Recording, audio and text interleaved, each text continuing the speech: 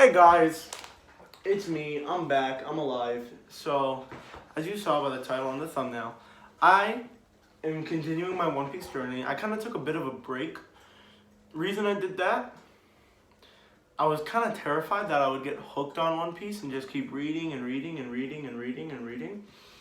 And then I realized I would just want to keep reading, but I wouldn't have the second box set, so I'd pay an overly stupid amount of money on the second box set, which I really don't want to do because I like money and I like saving it up and spending it on useless shit like manga. So hey fam, so you know what? I'm turning you motherfucker off. Hold up. Yeah, I did it. I turned it off. What are you gonna do? So, and then I just thought to myself, who cares? And I went ahead and started reading. So, there we go. Now I'm done. So, we're going to be covering 3 different arcs because they're pretty small. And I just don't care. Well, I do, but there's no point in having a separate video for all 3 arcs. I'm just going to review all 3 of them now. We have volumes 12, 13, and 14, also known as the Reverse Mountain arc, which is volume 12. Volume 13 covers Whiskey Peak. And volume 14 covers Little Garden. So, I mean, obviously it's not exact. We have some stuff in volume 13, and, you know, in volume 13 there's some stuff about Whiskey Peak before, and then in volume 12 there's also some stuff about Whiskey Peak. And then volume 13 there's some stuff about Little Garden, and volume 14, and then a bit of volume 15, there's Little Garden. So, it's like there's different, arcs or whatever.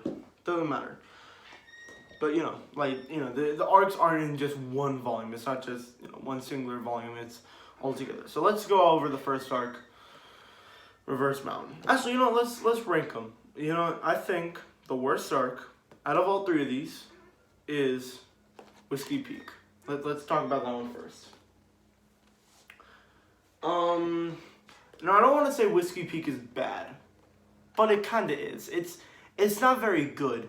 The story isn't the best. They just kind of, well, it's pretty surprising that, all the cactuses aren't, it's not really a cactus. They're all gravestones, and that's pretty huge. That's a lot of people dead. They kill a lot of people, right? And it does start off the Alabasta arc, which is pretty cool. But I would say the rest of it's kind of boring. In some scenes, and I think it's in volume 12 where they show it, it's kind of hard to read, if you know what I mean. When they go into Whiskey Peak, right, and they're there and they're on the island and they're all celebrating and stuff. I don't know why. It's just the kind of shading they use. If you can't really read it very well. Let me get to a frame that I thought I just couldn't. It looked a bit weird to me. It just feels like everything doesn't blend very well. Because you have not frames. What is it? Panels. This panel right here, it looks sick. And then you get to this one right here, down here. I can't read what's happening. First off, the effects are way too big. I can't see what's happening. And there's not much use of shading. It says white, black, white, black, white, black. And I can't see anything very much, at least through the art. I have to kind of look back and be like, okay, what is actually happening in this panel? And, it's something I don't really like doing. And it kind of takes you out of the immersion. Maybe that's just me. I didn't like that. But usually the art is very consistent. For some reason, there's just some parts where I'm just like, wait, what is happening? I don't understand. And I kind of have to look back and take a bit of a second to process what's happening. Also, let me get the actual volume. There's just the volumes on the ground right now. They're the 2, I guess, villains, you could say. Or I guess all 5 of the villains, because you have... Actually, on the cover, they have all 5 of the villains. They have the 2, unluckies, or whatever. You have this guy, Igarappa, I think that's what his name is. We have Mr. 5. What is it? Mr. 5, Miss Valentine, Miss Wednesday, Vivi, who is kind of a villain, not really, and the Mr. 9, whatever, doesn't matter. Right, and then you have Luffy in the front. They're not really villains. They're just, like, you just walk through them, right? Because if Mr. 8 and Mr. 9, right, they're shown to, like, they're low numbers, and they have some kind of ability, but they're not very powerful, especially to Zoro, right? And you're like, okay, what about people who are higher up? Maybe they're a lot more powerful. And they talk about how they're extremely powerful. You can't defeat them. Mr. 5, Miss Valentine, you can't defeat them. You can't defeat people up against. And then they show up, and they do nothing. They do absolutely nothing. He flicks his boogers, and he, like, do you know how OP that power is to make your body, like, explode? That shit's so OP. But they don't do anything with it, and these characters just don't, like, they don't have anything to do. They're not villains. They're not threatening at all. And maybe that's, like, the point, that they're not threatening at all. It just shows how powerful Luffy and Zoro are. But that makes it feel like Luffy and Zoro, and maybe anyone else in the crew, like Sanji, maybe Usopp could defeat these guys. And he actually does, too. That they're not that powerful. Or that they're extremely powerful, and they'll just defeat anybody. Something that I do like, when Miss Wednesday shows up, that shit's threatening. That shit got me scared. Like, she's actually threatening, but she doesn't need to, like, scream, whine about it, or move all her hands or anything. She doesn't need to prove herself. You just take one look at her and her abilities. She's so calm. She's doing all this shit. She's on the enemy base, and she's giving them tips. Like, how threatening is that? Imagine you're about to go into a fight, and then the guy you're fighting just goes, like, you're throwing a punch, and the guy you're fighting just goes, oh, nice punch. That was actually pretty good. That's just so threatening. Like, I know you're gonna beat me up. Like, I'm gonna go over here now. I know you're gonna beat me up. Yeah, that's all. Right. Whiskey Peak, it's fine. It's not that good. It's not that bad. It's fine. Right? There's some good things and some bad things, but it's more of a setup arc. It's not really, anything like that. Now, the second one I think is the second best and the second worst technically, because there's only 3, is Little Garden. Now I'm gonna get into why Reverse Mountain I thought was better, but Little Garden I actually thought was really good. I love Little Garden. It's definitely a setup arc. It's a setup arc for Alabasta, but it does it so much better than Whiskey Peak. Like, the way they handle it, and it's like, it's very well paced. The talk between Sanji and Mr. Zero is very threatening. That shit, like, almost, like, I don't know how to explain it. It's just crazy. I don't. It's very suspenseful. And Mr. 3 is pretty, like, he's just a maniac. That guy's a psychopath. And Mr. 5 and Miss Valentine actually have, like, things to do.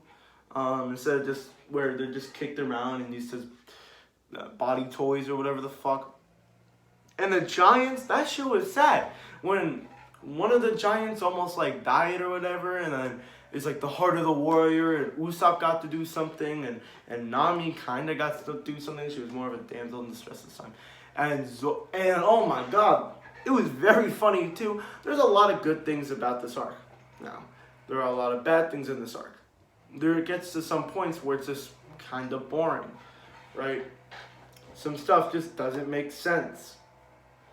And the pacing is good, but it's not great. There's some points that the pacing could have been a little bit better. And the art isn't, I wouldn't say bad. It's definitely, the art's good, but it's not, it could definitely be better. That's what I mean. Like, especially with the Giants, there's some parts where the proportions are all out of whack. Like, it doesn't make sense at all. Or with the proportions. And some of the art's amazing, some of the art's fine. I wouldn't say there's anything bad.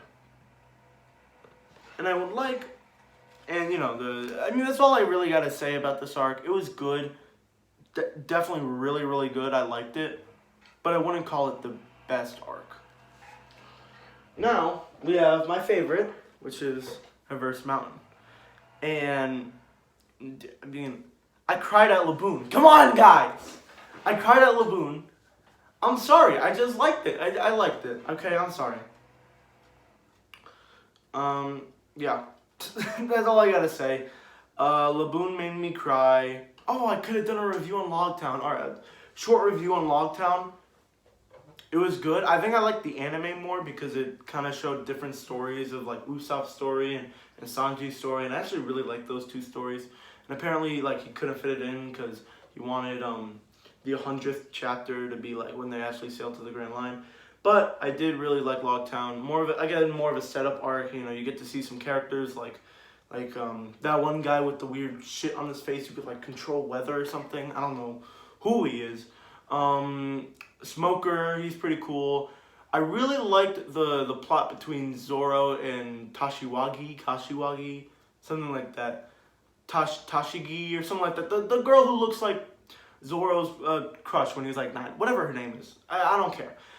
I really liked that story. Again, good. You know what? Actually, I have an idea. Again, Laboon made me cry when what's it called? Luffy, you know, challenged him to a fight and said, "Oh, it's a draw. You can't bang her head." And, you know, was like, "Now you got something to fight for." Should make me cry. Let's review all the arcs, shall we? So we got, I'm gonna say, Volume 1, Romance Dawn. That's when they get him and Zoro. Volume 2, the one Orange Town, Buggy arc. Volume 5, probably the Usopp arc.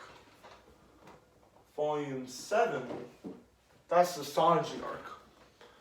And finally, Volume 10 is Arlong Park. And I'm not gonna review Logtown. That's just too small. And I'll review all the arcs. Wait, after that, what's the next arc? Because they go to 11, and then is 11 Logtown? Oh, fine. 11 will be Logtown. Yeah, it's fine. Okay, so I have all the volumes for the different arcs. So let's rank these, all of them. I'm just gonna do this now. Whatever, doesn't matter. All right, I got all the arcs, and sometimes I'll just put them in different arcs, and let me rank them. So I think the worst arc, is Whiskey Peak. Worst arc so far is Whiskey Peak, and just so I say worst doesn't mean it's bad. It's good. It's very good, but it's not bad in the slightest. But there's just some problems I have with it. Just everything else is better. Next is Logtown, Volume 11. Definitely put that there. Next, probably the Buggy arc, Orange Town. I mean, I cried at the dog, but it was just everything else was kind of boring. We got introduced to Buggy, which is pretty cool, and we got to see his like cover panel story, which was pretty sick. We got to see some cool characters. But again, I just don't like it. It was a bit boring. Like the pacing was a bit slow, and it's just kind of boring. Next, I'm thinking. Okay. Next, we're gonna go with Volume 5, Usopp's whatever Syrup Village. Next, Volume 1, which is Romance Dawn. That also includes Shanks' story, where he was with Shanks. That also includes that. Next, all right, here are the final ones. We have Baratier, we have Arlong Park, we have what's it called, Little Garden, and we have Reverse Mountain. Next, it's gonna be Little Garden. After Little Garden will be Reverse Mountain. And next, we have my two favorite stories, Baratier and Arlong Park. And if I gotta be honest, no, I like Arlong Park more. Man, Baratier definitely hurt though. Baratier was really good, holy shit. When people said that One Piece gets good at Arlong, that shit got good at Romance Dawn. Are you kidding me? When they introduced Zoro, that guy was so badass. whatever. Alright, yeah, Arlong Park is better though. So, this is... Oops. Hold on. This is very... It's bad. Okay. Hold up. Can't hold all these volumes in one hand. This is how I rank the arcs. From where you're seeing it left to right. So, there you go, my official ranking of all the arcs. Eventually, I'll actually like do a video when I finish One Piece. When it actually is done, I'll do a video ranking every single arc, including all of these. That's gonna be an hour-long video. Okay, alright, that's all I gotta say. Thanks for watching. Yeah, Drum Island's gonna get its own video.